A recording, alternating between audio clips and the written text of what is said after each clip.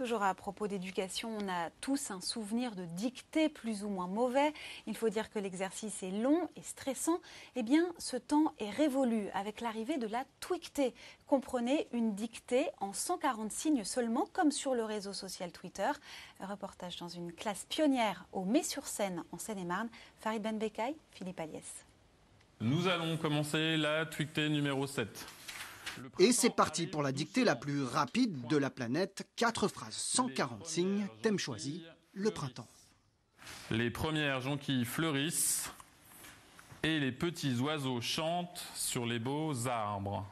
3 minutes plus tard, on range les copies. Elles seront examinées ultérieurement. Et on reprend les stylos, mais cette fois il s'agit de corriger une autre dictée. Écrite par des élèves québécois, elle a ensuite été envoyée à cette classe de CE2. C'est 2 heures et je sais plus. Regarde dans le dictionnaire. Vous ne rêvez pas, l'usage du dictionnaire est autorisé. 2 fois par semaine, l'enseignant Bruno Mallet revisite ainsi l'un des exercices les plus redoutés de la langue française.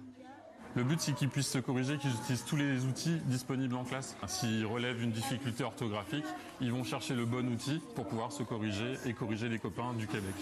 Fini la traditionnelle, fini l'angoissante dictée de papa et maman.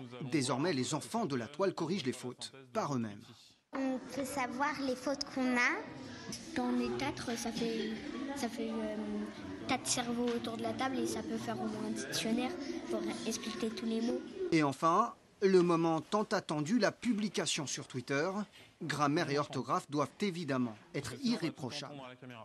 Arrive s'écrit avec un E car c'est un verbe du premier groupe. C'est un certain Fabien Aubard, enseignant spécialisé, qui en a eu l'idée. Depuis, la twictée s'est déployée sur l'ensemble du territoire. Il est encore trop tôt pour en mesurer les effets, mais les progrès sont là.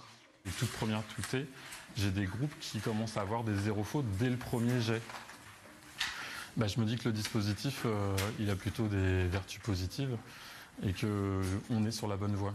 La dictée 2.0 peut être une solution pour dédramatiser la très classique dictée. Une certitude, les CE2 en redemandent. Les tweets sans faute ont de beaux jours devant eux.